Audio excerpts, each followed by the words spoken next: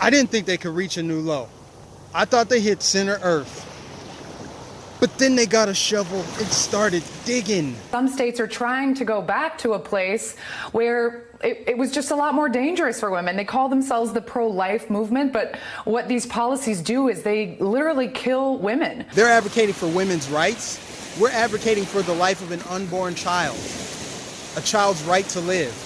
They're trying to make this entire argument about white people, men, and Republicans. And so I think that Alabama is just the first. Louisiana is moving a bill today. Georgia, Ohio. We're going to start to see a wave of these. Republicans are emboldened under Trump and under a Kavanaugh Supreme Court. And I think that the election is going to be a referendum on how people really feel about that. So in case you're wondering, the left is more outraged about their lack of ability to get an abortion in certain states than they are about an infant being executed after birth. They're divorced from reality.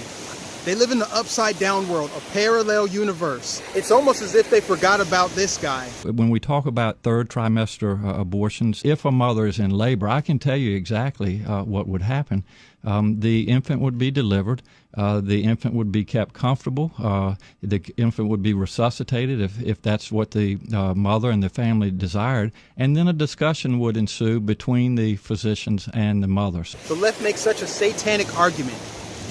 Women have a right to murder their babies. I've been saying all along, guys, this is spiritual warfare. You have the battle of good and evil taking place right before our very eyes.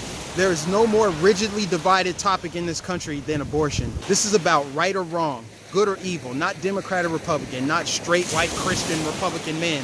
What are they talking about now? Rape and incest. Rape and incest make up a very small percentage of abortions. And since we're talking about this Roe v. Wade thing, Roe v. Wade was born off of a lie. Overturning Roe v. Wade does not outlaw abortion completely. It just kicks it back to the states, which I, for one, am all for.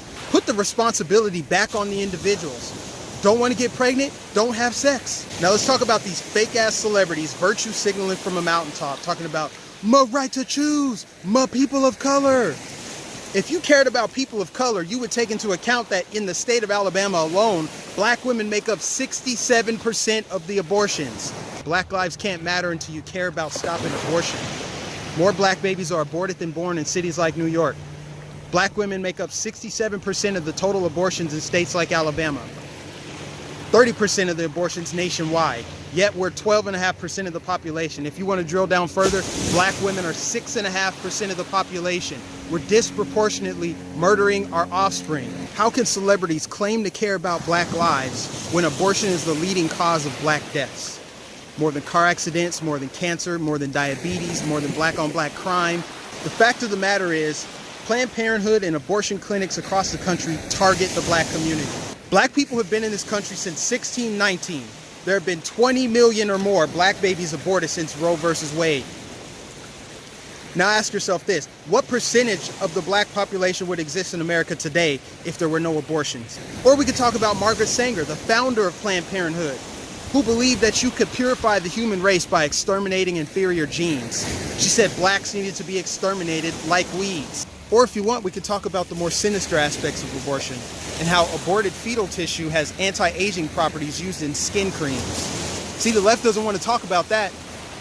And lastly, my favorite, these fake, bogus black celebrities, black entertainers, black influencers, all over social media talking about this is an atrocity, a woman's right to choose.